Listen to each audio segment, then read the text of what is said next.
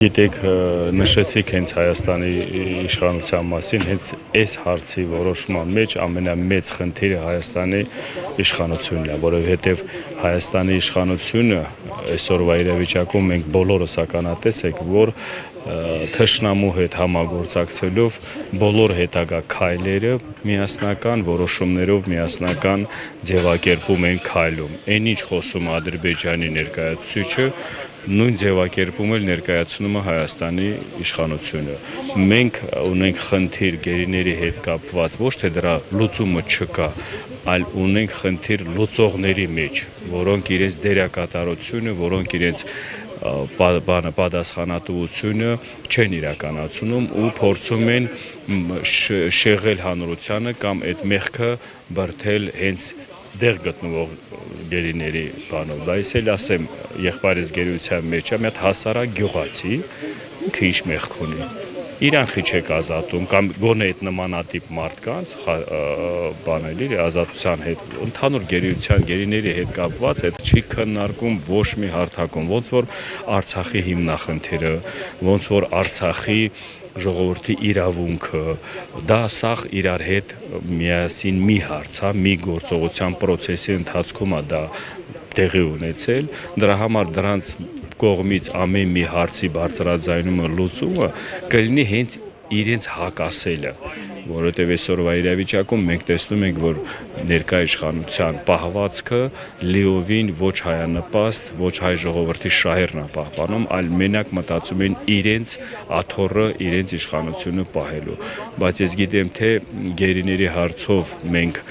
այդ ժամանակահատվածում ոչ բավարար աշխատանքներ եք իրականացրել, որովհետև հանրային ճնշում, եթե լավ հանրային ճնշում ձևակերպած լիներ, սրանք ստիպված մնացածն էլ այդ հարցի լուծումները մենք կունենայինք։ Սրանք էլ առիթավորվում են դրանից, գեներացնում են լրիվ ուրիշ ուղղությամբ ուրիշ հարցեր շեղելու համար կամ էլ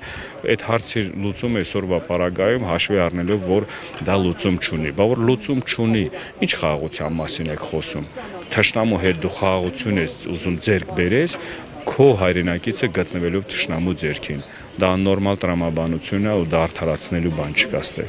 Նայեք, բայց Նիկոլ Փաշինյանը յուրաքանչյուր հարցի, երբ որ բարձրաձայնվում է լրագրողների կողմից, հասարակական ներկայացուցիչների կողմից գերիների հարցը, անդադար ասում է մենք անում ենք գերիների վերադարձի համար ամեն բան, բայց ժամանակը կգա, կիմանաք, հիմա այդ ժամանակը չի, լավ, բայց այդ ժամանակը երբ է լինելու ըստ ձեզ։ Ես այսօր որպես արցախցի